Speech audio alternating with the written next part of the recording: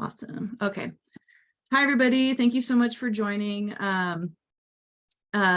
My name is Michaela Miller, and I'm the Conservation Manager at the National Marine Sanctuary Foundation. And today I'm going to be talking about a new grant opportunity, capacity building to implement coral restoration action plans in the U.S. Pacific Islands. So thank you guys for joining me. We also have Shannon Roosborn and Lonnie Watson here to help answer some questions towards the end. All right, and so just a quick overview of what we're going to talk about today. First of all, we're going to just introduce ourselves, about the foundation, about the grant program and the requirements, and as well as the funding availability and the timeline. We're going to talk about the restoration goals of this opportunity, and then we'll have plenty of time for questions at the end. So if anybody has any questions, just hold them till the end and we'll make sure that we get to those.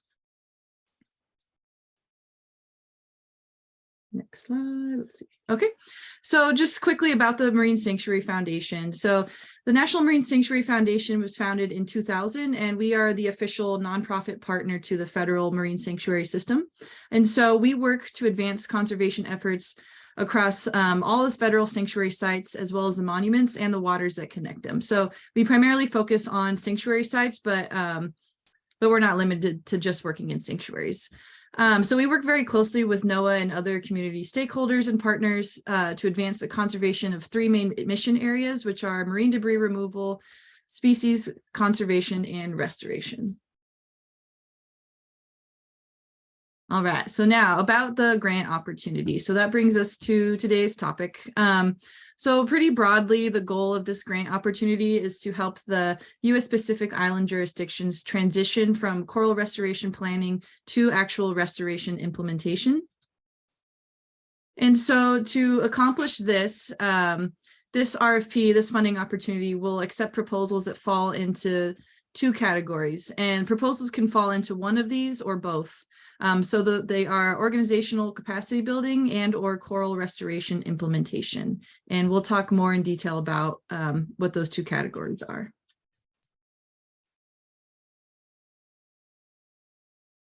Sorry. Okay, so like I mentioned, applicants can apply for funding for both coral restoration capacity building and restoration implementation in a single proposal. The only thing that we ask is that proposals should clearly differentiate between capacity building and restoration implementation activities, as well as milestones. So some examples of capacity building projects, this includes but is not limited to, for example, filling in the remaining gaps and needs in order to implement the draft coral restoration plan. So that could be personnel costs, that could be building infrastructure like a nursery, that could also be building operational infrastructure or other technologies associated with that. And it could also be planning to support the development of other action plans for the goals that are identified by the jurisdiction. So capacity building is basically anything that can kind of help you get to that next step of implementing restoration.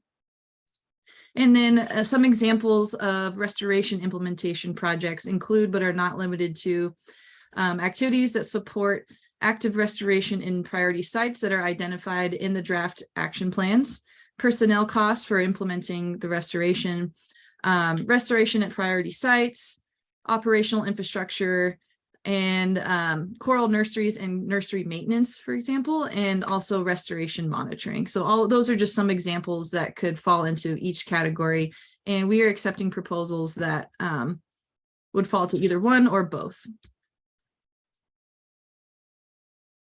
All right, and I apologize if the slide is hard to read, but I will read it for you.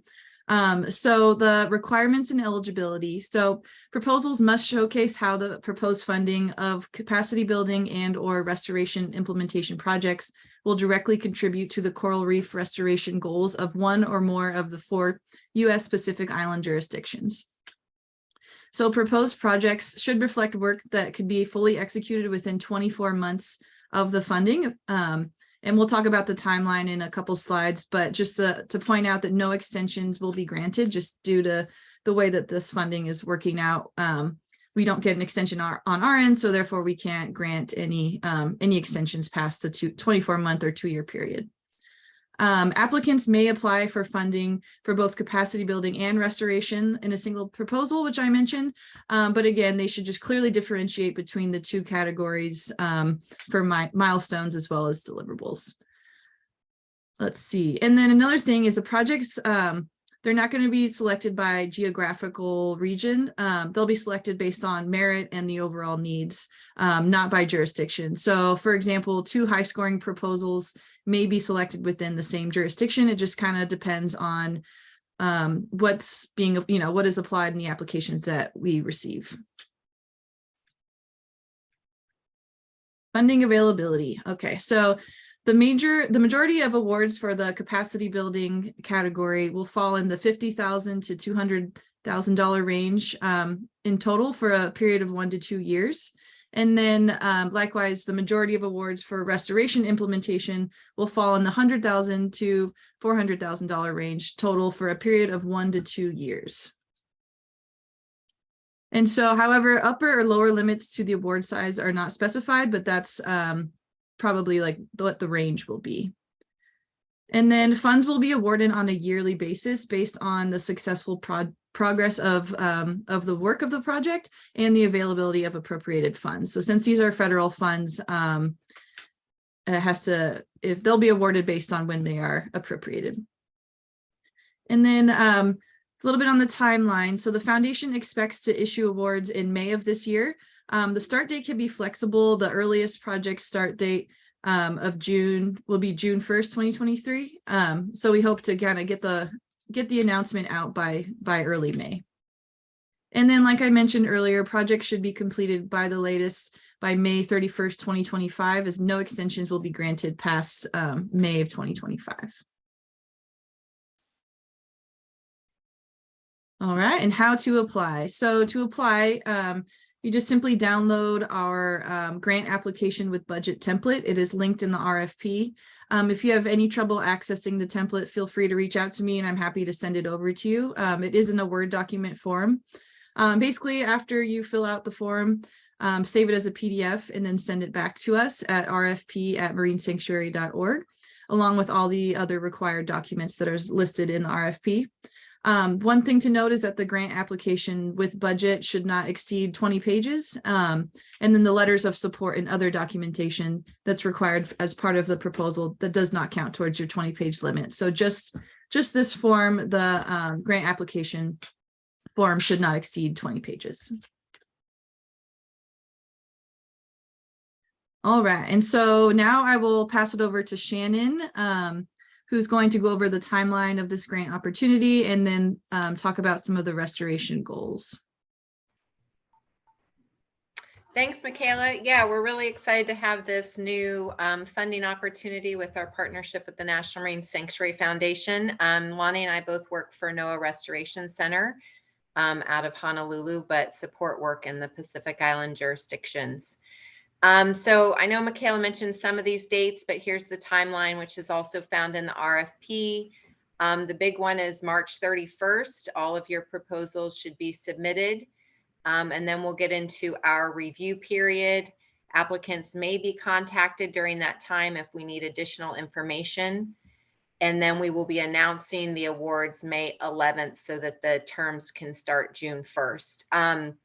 Again, that would be the earliest start date, but that's flexible. If your proposal has a later start date, that's fine as long as it can be executed within the 24-month period of the grant. Next slide. So just a little bit of background, which some of you may be familiar with. The impetus for this funding is in 2020. All 4 Pacific Island jurisdictions started a coral restoration planning process following the Reef Resilient Networks Manager's Guide.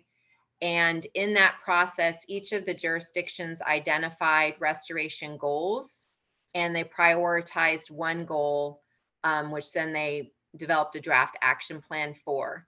So in the RFP, you'll see there's a link where you can access the draft action plans for each of the 4 places, because really the goal of this funding opportunity is to help the jurisdictions meet the needs or implement the actions identified in the action plans. And so because they only developed a draft action plan for one priority goal, also eligible for funding under this RFP would be support for development of the subsequent goals that were identified by the jurisdictions when the planning process started. And as Michaela said, it can be implementation of those draft action plans or any of that further needed work, such as, you know, in the draft action plans, for example, here in Hawaii, larger geographic focus areas were identified for restoration. So it could even be more site-specific planning, stakeholder engagement, permitting, baseline data collection, et cetera. So really the types of activities is pretty broad. The real key to scoring high with the review criteria is really demonstrating how it fits in with the draft action plan or other restoration goals identified by the jurisdiction, and your ability to demonstrate partnership with the local jurisdiction, either through letters of support or just other ways to be able to demonstrate that you're working in conjunction with one or more of the 4 Pacific Island jurisdictions.